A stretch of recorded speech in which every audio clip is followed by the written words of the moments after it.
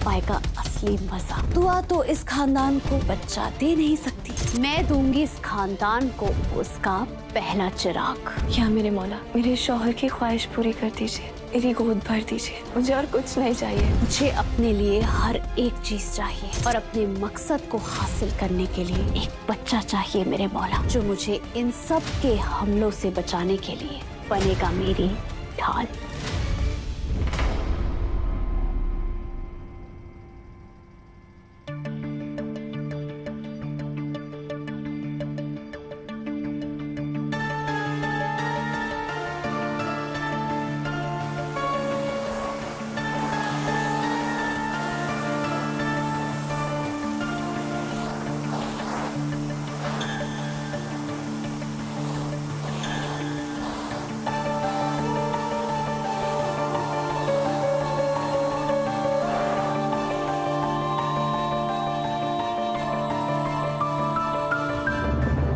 मुझ पे नजर रखने वालों, मैंने तुम्हारी आंखें भी फोड़ दी हैं और तुम्हारे कान भी बंद कर दिए। अब ना तुम मुझ पर नजर रख सकते हो और ना ही मुझे सुन सकते हो।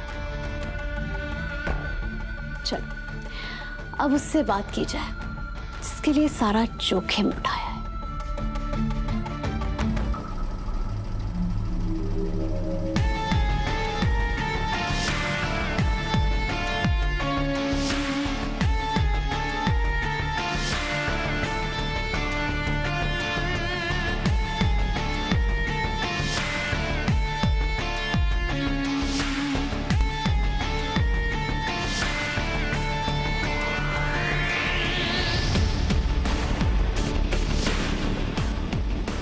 वक्त ये फोन क्यों नहीं उठा रही है?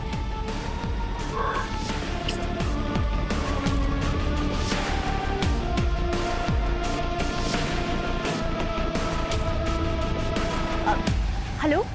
हाँ जी, कौन बोल रहा है? जी मैं दुआ हैदर अख्तर बोल रही हूँ, अख्तर मंजिल से। वो डॉक्टर साहिबा, आपने मुझे एक तकनीक बताई थी ना, IVF तकनीक, जिसके जरिए मैं माँ बन सकती हूँ। मैंने उसी के सिलसिले में आपको फ़ोन किया था। मैं चाहती हूँ कि मैं IVF के ज़रिए एक नन्हे से बच्चे को जन्म दूँ। जी आप क्या बोल रहे हैं? कुछ साफ सुनाई नहीं दे रहा है। वो मैं दुआ अख्तर बोल रही हूँ। हेलो डॉक्टर साहिबा, मेरे घर में शादी है, मेरी ननद की शादी है ना, इसीलिए शोर आ रहा होगा। मैं दुआ बोल रही हूँ। दुआ? ननद? अच्छा, कायनात की शादी हो रही है? हाँ जी, उसी की शादी है। क्या बात है। घर पे एक खुशी ऑलरेडी आ चुकी है, अब दूसरी खुशी आप और हैदर साहब बच्चे के रूप में ले आइए। आप कहें तो कल की अपॉइंटमेंट दे दूं मैं आपको। कल आप 12:30 बजे हॉस्पिटल आ जाइए। जी, मैं पहुंच जाऊंगी। रखती हूँ डॉक्टर साहिबा, खुदा हाफिज। खुदा हाफिज।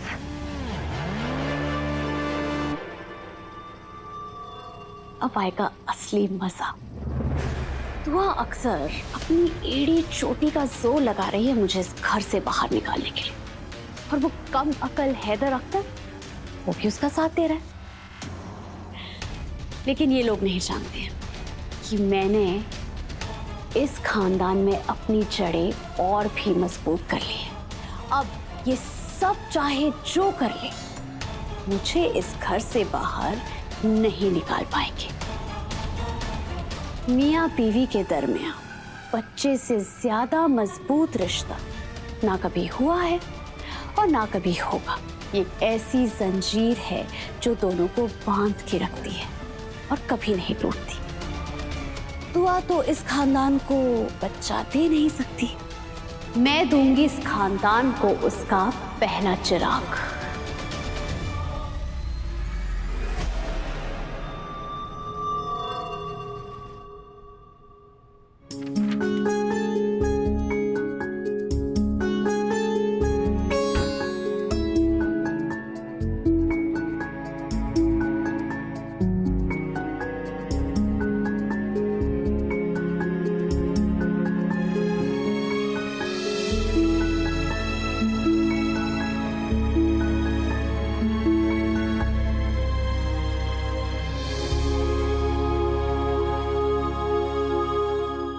देखिए मोहतरमा,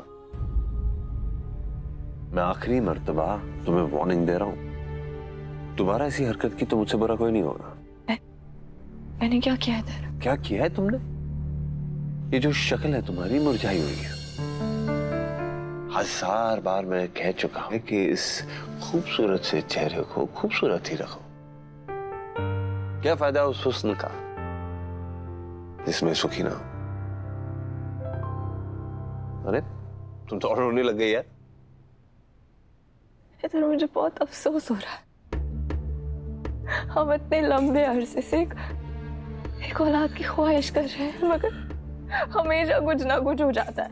हमारा ये हसीन ख्वाब पूरा ही नहीं होता है। हर बार हमारी उम्मीद का शीशा टूट जाता है। पता नहीं इधर कब हमारी ये आरज़ू पूरी होगी, कब। सोते नहीं।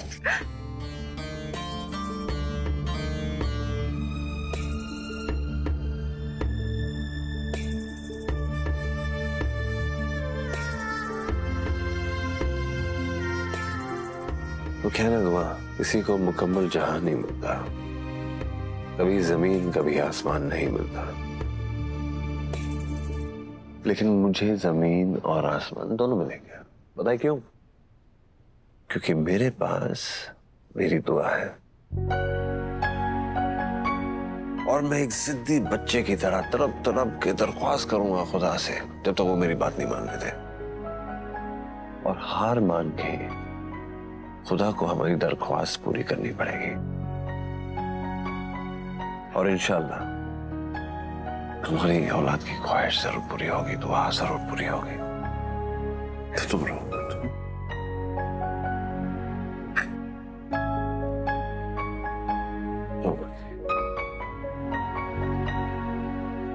आपकी फिक्र बिल्कुल जायज है इधर, मगर मैं भी क्या करूं? घर के हालात भी तो ऐसे हैं।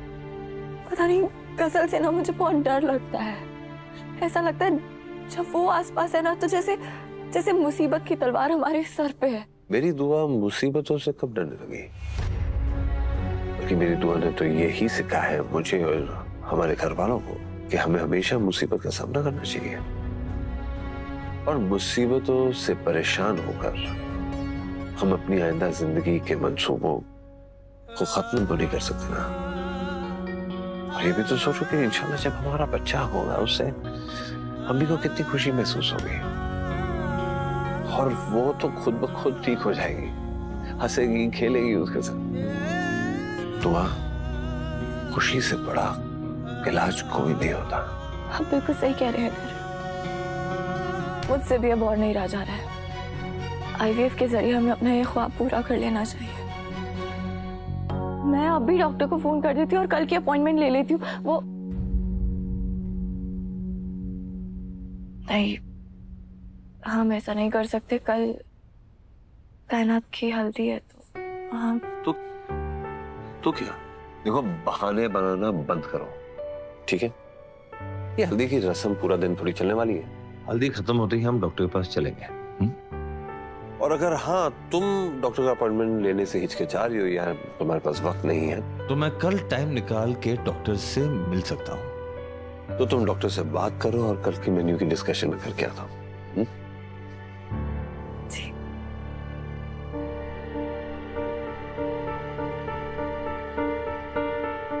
कल तू और हैदर कायनात और हफीज की हल्दी की रस्म में मसरूफ रहेंगे। कल कायनात के हाथ पीले होंगे और दुआ की तकदीर काली होगी।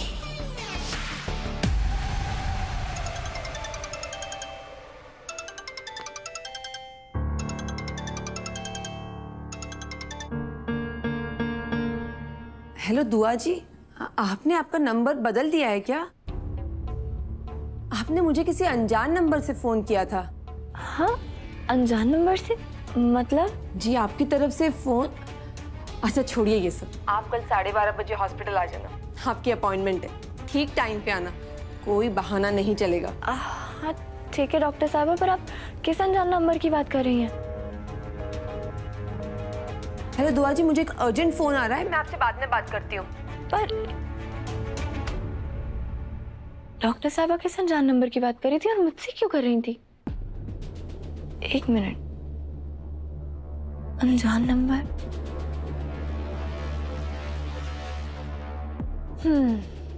जरूर हैदर ने फोन कर दिया होगा और अपॉइंटमेंट ले ली होगी। डॉक्टर साहबा के पास हैदर का नंबर भी नहीं है।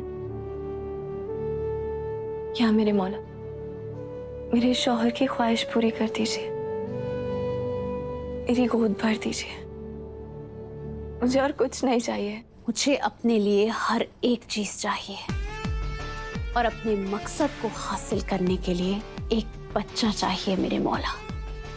वो बच्चा जो मुझे इन सब के हमलों से बचाने के लिए मेरी ढाल बनेगा।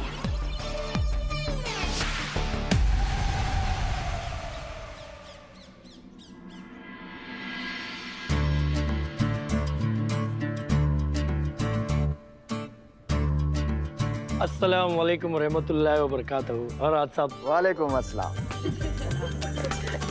बज़्मे निशात सजाई है हमने इसलिए अहबाब के खुलूस का कुछ तो पता चले। शुक्रिया शुक्रिया। ये वाले फूल परफेक्ट हैं, ये भी परफेक्ट हैं। अरे सूखे फूल किसने लगाए हैं? अरे किशन लाल यहाँ आओ मेरे लाल, यहाँ पे फ्रेश फूल लगाइए, ठीक है? खान साहब सलाम वालेकुम।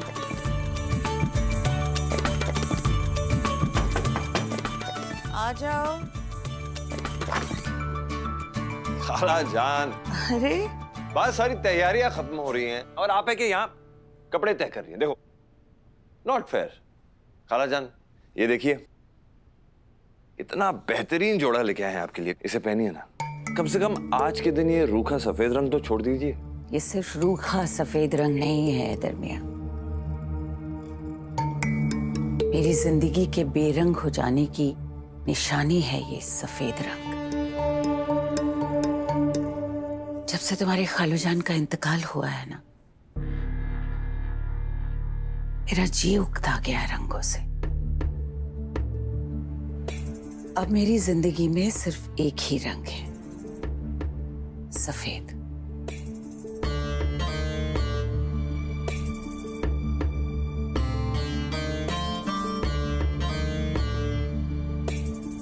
खालाजान, आपने सफेद रंग तो अपना लिया, लेकिन ये सफेद रंग जो आपके अपनों को निभाता, उसका क्या?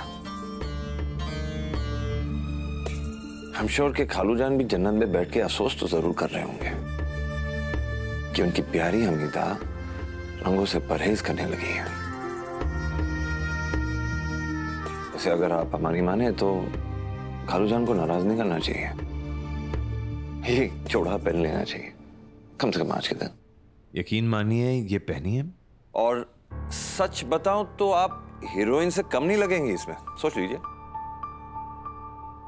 रहने दीजिए हैदर मियां, मुझे हीरोइन बनने का कोई शौक नहीं है। हाँ तो हीरोइन की अम्मा बन जाइए, आजकल वो भी ऐसे बेहतरीन भड़कीले कपड़े पहनती है।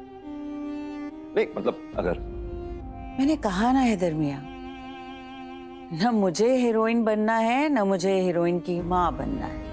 मैं हमीदा बेगम ही अच्छी हूँ और अब मेरे लिए जिंदगी में सफेद रंग से अच्छा कोई रंग नहीं है।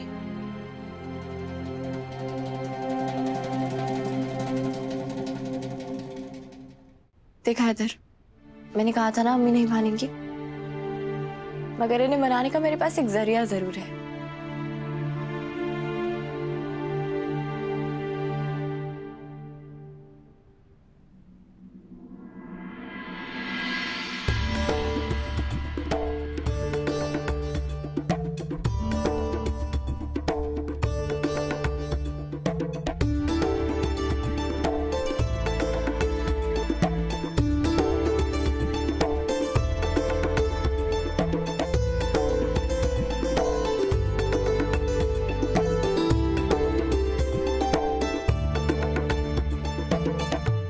अम्मी, आप बड़ी ही जिंदा दिल इंसान हैं और जिंदा दिल इंसान रंगों से बैर नहीं रखते। हम सब जानते हैं कि सादगी का अपना एक अलग ही मजा है, मगर बाकी रंग वो भी तो अपनी हैसियत रखते हैं ना अम्मी। आप जानती हैं मेरी अम्मी ना मुझे हमेशा कहती है कि कायनात नई खुशियां पुराने से पुराने गम को मार देती हैं। और आपके घर तो आपकी बहू आने वाली है ना। आप अपनी नई नवेले दुल्हन का इस्तकबाल अगर इन मातमी कपड़ों में करेंगे तो सबको तो यही लगेगा ना कि आप इस निकाह से खुश नहीं हैं।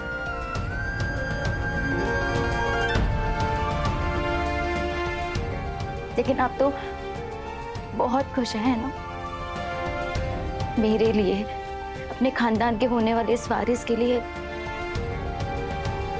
ये जोड़ा पहन लीजिए ना अम्मी, प्लीज।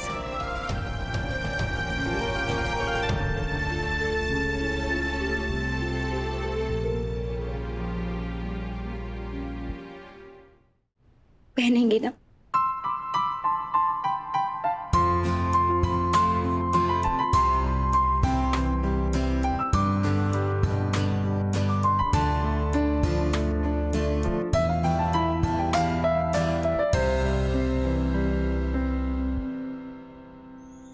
अम्मी, ये तो बहुत गलत बात है। आप मेरी बात नहीं मानी, अपनी बेटी की बात नहीं मानी और अपनी बहू की बात पे बड़ी जल्दी मान गई।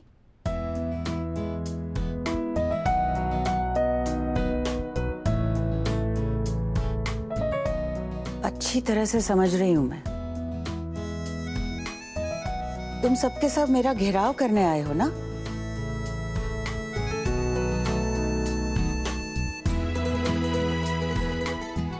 चलो अब निकलो सब यहाँ से जल्दी जल्दी, इससे पहले कि मैं अपना इरादा बदल दूं। जल्दी से निकल जाओ यहाँ से। दुआ, खालाजान बहुत जल्द दादी अम्मी तो बनने वाली है, लेकिन क्या इन्हें ये पता है कि बहुत जल्द इन्हें नानी बनने का भी सुख मिलने वाला है? अरे जैसे हल्दी की रस्म खत्म करते हैं, हमारा अपॉइंटमेंट है ना 12:30 बजे। अरे भाई चलो चलो, नीचे सब इंतजार कर रहे हैं यार, चलिए। अम्मी जल्दी आइएगा, शामी आने में हम सब आपका इंतजार कर रहे हैं।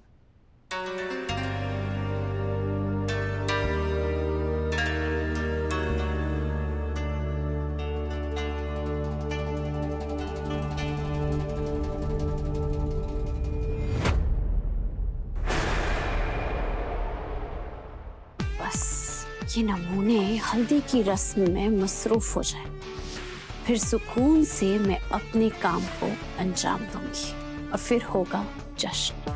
ऐसा जश्न मनाऊंगी कि पूरी दुनिया देखती रह जाएगी। कैसा जश्न? किस काम को अंजाम देने की बात कर रही हो बेटा? अभी वो दुआ के जाने का जश्न मनाऊंगी ना। वो अम्मी, मेरे मौला, कितना सोचती हो उसके बारे में। बंद करो उस दुआ के बारे में सोचना और ये जोड़ा पहनो और हल्दी की रस्म के लिए तैयार हो जा। लो। नहीं नहीं अम्मी, मुझे निकाह में शरीक नहीं होना है। वैसे भी वो दुआ मेरी दुश्मन है, मेरी दुश्मन के भाई का निकाह है। भला मैं उसके निकाह में क्या करूंगी? मुझे नहीं जाना है अम्मी। एक तमाचा मारूंगी ना, अकल ठिकाने आ जाएगी। निकाह सिर्फ दुआ के भाई का हो रहा है, तुम्हारे शौहर की बहन का भी तो निकाह है, तुम्हारी ननन का निकाह है। चलो अब जल्दी से इसे पहनो और नीचे आ जाओ। अम्मी अम्मी, मुझे बिल्कुल नहीं जाना है, मेरा मन नहीं है, आप जाइए। देखो मुझे कोई बहाना नहीं सुनना है, जल्दी से इसे पहनो और नीचे आ जाओ। देखो कितना प्यारा जोड़ा है, तुम पे बहुत जचेगा मेरी जान। इस बुढ़िया को कैसे समझाऊं? मुझे इस घर में अपने वजूद को बचाना है और ये मुझे निकाह में शरीक होने के लिए बोल रही है। क्या करूं मौला, कोई रास्ता दिखा। क्या सोच रही हो? चलो जल्दी से जोड़ा पहनो और नीचे आ। रुक जाइए अम्मी।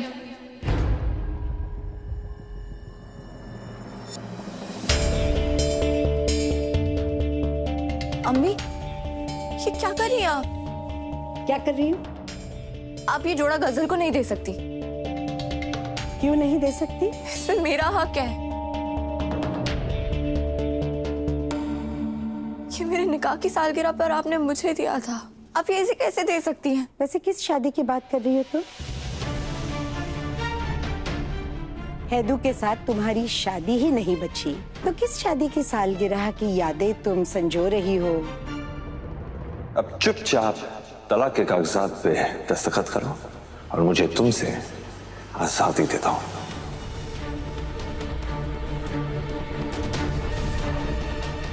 अम्मी को कहना तो हफीज के निकाह के लिए मनाने के लिए हमारे पास एक ही रास्ता है दुआ।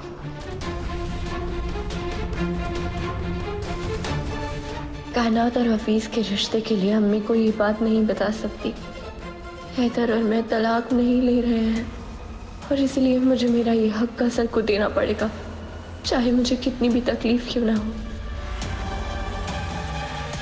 बड़ी तकलीफ हो रही है दुआ को ये जोड़ा मुझे पहनता देख के।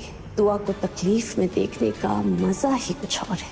ये तो कुछ भी नहीं है मेरी सौतन, मैं तुम्हें ऐसी तकलीफ देने वाली हूँ जिसकी तीस तुम्हारी जान ले लेगी। बस एक बार मैं अपने काम को अंजाम दे दूं, फिर देखना तुम्हारा क्या हाल होता है। अभी तक यही खड़ी हो? जाओ ना यहाँ से, मनहूस कहीं की।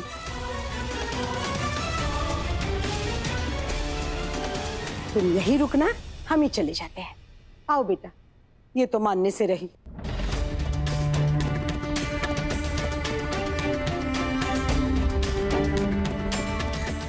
अम्मी, आपके पैरों की बर्दाश्त नहीं हो रही है। बस एक बार मोहब्बत के तो लफ्ज बोल दीजिए, मेरा दिल तड़प रहा है। बस एक बार मुझे गले लगा लीजिए ना।